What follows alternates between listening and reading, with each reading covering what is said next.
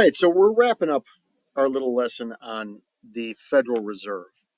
And yesterday we talked about how the Fed functions in terms of regulating debt, and where uh, how it can sort of try to stabilize the economy by controlling interest rates, the amount of money supply available, this kind of stuff. So just to sort of finish this up here, other functions of the Federal Reserve. The Federal Reserve actually pays debts for the United States. Now, there are going to be times when the U.S. owes money to other countries for various things. The Fed oversees the exchange of money from the United States to those other countries. It also regulates and oversees the debts between states or regions of the country. So let's just say, for example, that Illinois, Minnesota, and Wisconsin had a road system that all three of them were agreeing to maintain, or um, on the Mississippi River, let's say, um, or various and sundry rivers. I'd have to take a look at my river borders. The Fed would oversee the sharing of debts between those three states. Okay.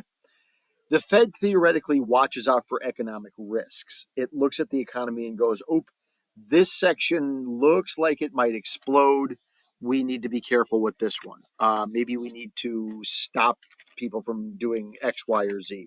Oh, this section of the economy is really not doing well. We should try to get people to get in it." This kind of stuff. It also guarantees that when you go to the bank, there is at least a certain amount of money that is there for you and is available. And they provide the assurance that when you go to get cash out of the bank, you can actually get cash out of the bank. The Federal Reserve is self-funded. It gets its money from what it does. It from the activities of banking and from money lending and money printing and creation for the government. The Federal Reserve makes money, and it issues a report every year on how it gets its money and how that money is used. Now, that report is not necessarily super clear. And this leads into the overall problems with examining the Fed. There's a lack of accountability. If you guys remember from those little snippets we watched of the videos, there are no agencies of government that the Federal Reserve is accountable to. The Fed can basically do what it wants, and they really don't have to answer to anybody. There is a lack of transparency. Yes, they must issue a report each year about money and where they get it and how they're using it, but it can be stuff like, yeah, we spent $6 billion on banking things. Like what? Things for banks. What kind of things? Stuff that banks would need. Like what? Things that banks want and need. Can you give me an example? No. They don't have to do that. They don't have to give you examples for stuff. There is a great deal of evidence that there is not a lot of success in stabilizing the economy. Uh, a couple of quick examples just in history that we've already brought up or talked about or were in the video. The housing collapse of 2010 is pretty much the direct result of the Federal Reserve's lending policies. The Federal Reserve's money policies may or may not have caused the Great Depression. The fact is that there's been like 10 economic crises of some form or another since the Fed has been created.